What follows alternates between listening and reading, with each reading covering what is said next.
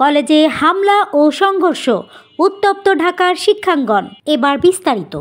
সরকারি শহীদ সোহরাওয়ার্দী কলেজে হামলা ও ভাঙচুরের প্রতিবাদে ডক্টর মাহবুবুর রহমান কলেজের ডিএমআরসি শিক্ষার্থীদের মধ্যে সংঘর্ষে উত্তপ্ত হয়ে উঠেছে ঢাকার শিক্ষাঙ্গন।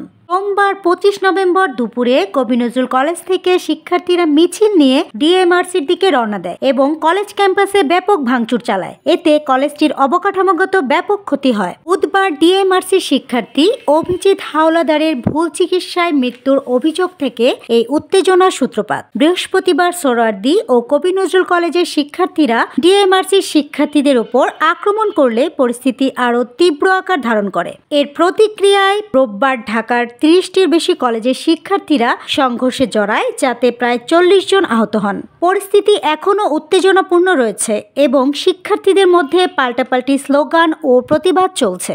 অঞ্চলে নিরাপত্তা ব্যবস্থা জোরদার করা হয়েছে, তবে পরিস্থিতি নিয়ন্ত্রণে আনতে বিভিন্ন পক্ষ থেকে আলোচনার আহ্বান জানানো হয়েছে।